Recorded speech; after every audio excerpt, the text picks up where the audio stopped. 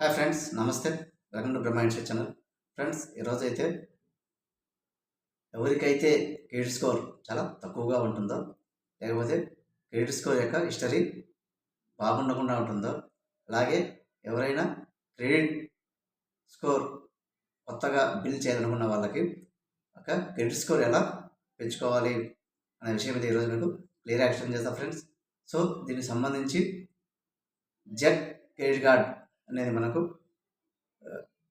CIBIL score పెంచుకోవడానికి ఏ విధంగా సహాయపడుతుంది. సో జెట్ క్రెడిట్ కార్డ్ వాడడం వల్ల నిజంగా మన యొక్క సిబిల్ స్కోర్ పెరుగుతుందా అనే విషయం అయితే ఈ వీడియోలో మీకు క్లియర్గా ఎక్స్ప్లెయిన్ చేస్తాను ఫ్రెండ్స్. క్లియర్గా చూడండి, ఎండ్ వరకు. ఇది చాలా యూస్ఫుల్గా ఉంటుంది. క్రెడిట్ స్కోర్ ఎవరికైతే తక్కువగా ఉంటుందో వాళ్ళకి ఖచ్చితంగా స్కోర్ అయితే పెంచుకోవడానికి అయితే అవకాశం ఉంటుంది. ఓకే ఫ్రెండ్స్, మొదటగా మనం జెట్ క్రెడిట్ కార్డ్ అంటే ఏంటంటే ఫ్రెండ్స్, ఇది ఒక జెట్ అనేది ఒక యాప్. ఇందులో మనం క్రెడిట్ కార్డ్ తీసుకోవచ్చు.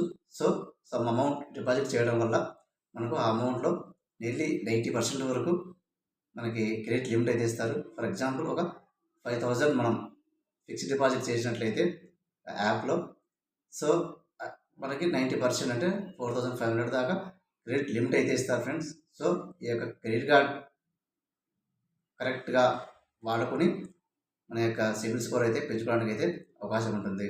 అంటే ఫ్రెండ్స్, ఇందులో కొన్ని పరిమితులు ఉంటాయి ఫ్రెండ్స్. అవి ఏంటంటే, మీకు ఇచ్చిన లిమిట్లో 30 to 40% వాడుకోవాలి.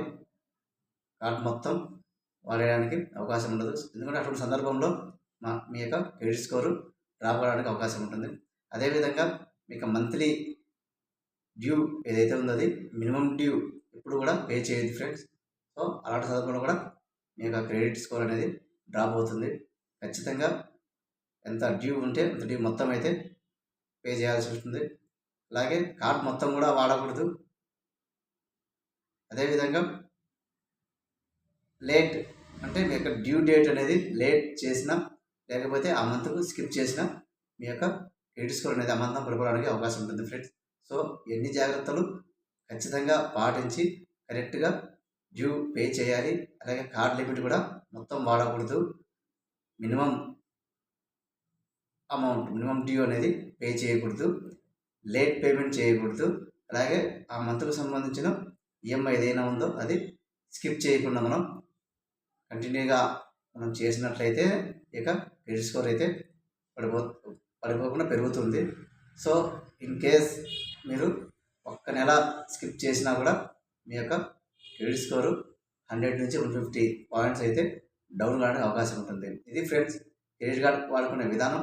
ఈ విధంగా సరైన విధానంలో వాడుకున్నప్పుడు మాత్రమే ఇక జెట్ క్రెడిట్ కార్డ్స్ కావచ్చు, మిగతా ఏ క్రెడిట్ కార్డ్స్ అయినా కూడా మనకి సిబిల్ స్కోర్ పెరగడానికి అయితే దోహదం చేస్తాయి.